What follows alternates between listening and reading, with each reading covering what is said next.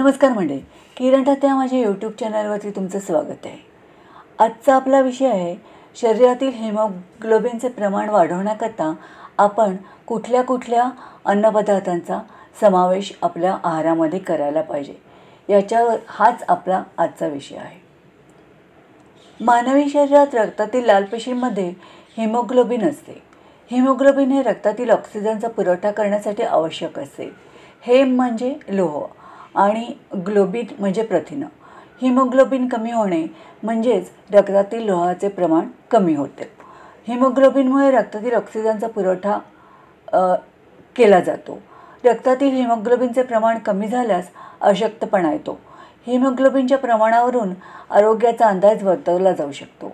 पुरुष आणि स्त्रियांमध्ये हिमोग्लोबिनचे प्रमाण वय, आहाराच्या सवयी यानुसार बदलते. हिमोग्लोबिनचे प्रमाण आवश्यकतेपेक्षा कमी झाल्यास रक्तातील लाल रक्तपेशी कमी होतात, ज्यामुळे रोगप्रतिकारक शक्ती कमी होते आणि आजारपण येण्याची दाट शक्यता असते. यासाठीच शरीरात आदर्श हिमोग्लोबिनचे प्रमाण असण्यासाठी संतुलित आहार घेणे गरजेचे आहे. यासाठीच आहारात कोणत्या अन्नपदार्थांचा समावेश असावा याचा आता आपण आढावा घेऊया.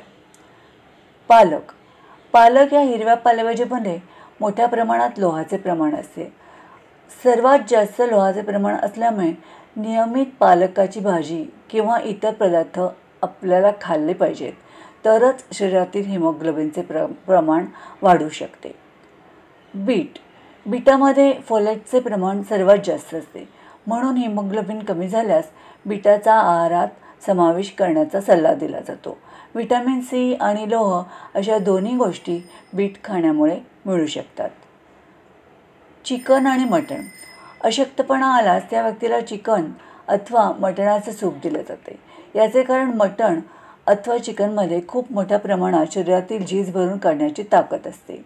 मात्र मटण अथवा चिकन करताना ते तेलात न करता उकडून अथवा ग्रिल करून खावे. Peanut butter. शेंगदाणे अथवा शेंगदाण्यापासून तयार केलेले पीनट बटर हे लोह मिळवण्याचा अतिशय उत्तम मार्ग आहे.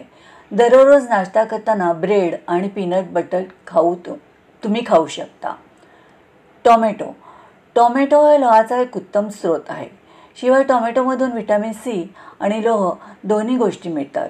हिमोग्लोबिन वाढवण्यासाठी आहारात भरपूर प्रमाणात टोमॅटोचा वापर करावा. अंड संडे हो या मंडे रोज खाओ अंडे हे आपण नेहमीच ऐकलं असेल, कारण अंड्यामध्ये अनेक पोषक घटक असतात. महत्त्वाचं म्हणजे अंडे खाण्यामुळे शरीराला लोह मिळतं. डाळिंबामध्ये लोहासोबतच कॅल्शियम, प्रोटीन्स, फायबर आणि इतर अनेक विटॅमिन्स असतात, त्यामुळे त्याचा आरोग्यावर चांगला परिणाम होतो. अशक्तपणा आल्यास डाळिंबामुळे शरीराची झीज लवकर भरून निघते. सुका मेवा. निरोगी आरोग्य शैलीसाठी मूठभर सुकामेवा दररोज खावा असं म्हटलं जातं. सुका मेव्यामधील अंजीर, जर्दाळू, बदाम, काळा मनुका, खारीक अशा अनेक ड्रायफ्रूटसह लोह मिळू शकतं. 100 ग्रॅम सुकामेवा खाण्यामुळे शरीराला पुरेसे लोह नक्कीच मिळू शकतं. सीफूडचे अनेक चाहते आहेत. सीफूडपासून लोह देखील मिळतं. कोळंबी, सुरमई, बांगडा असे मासे आहारातून जरूर खावेत असं म्हटलं जातं, ज्यामुळे शरीराला मुबलक लोह मिळतं. मध शरीरासाठी अत्यंत चांगले आहे. दररोज 1 चमचा मध कोमट पाण्यातून घेतल्यास शरीरावर त्याचे चांगले फायदे होतात, कारण मधामध्ये अनेक पोषक तत्व असतात. मधामुळे रोगप्रतिकारक शक्ती वाढते आणि शरीराला पुरेशी ऊर्जा देखील मिळते. सफरचंद हे दररोज खावे, त्यामुळे डॉक्टरांना तुम्ही दूर ठेवता असं नेहमीच बोललं जातं, कारण सफरचंदामध्ये लोहाचे प्रमाण भरपूर आहे. म्हणूनच हिमोग्लोबिन वाढवण्याकरता दररोज सफरचंद खाण्यास सांगितलं जातं.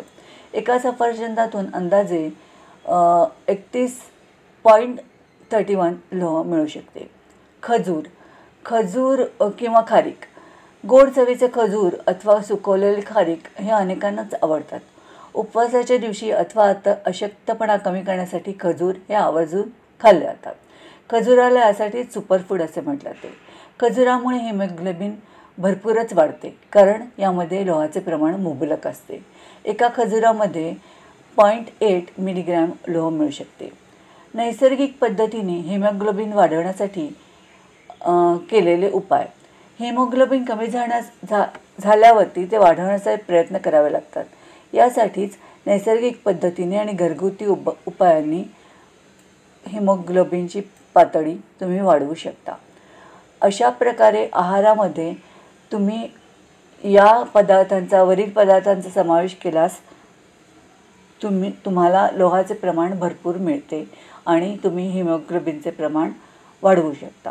तर मंडळी, कसा वाटला आजचा व्हिडिओ नक्की कमेंटमध्ये कळवा.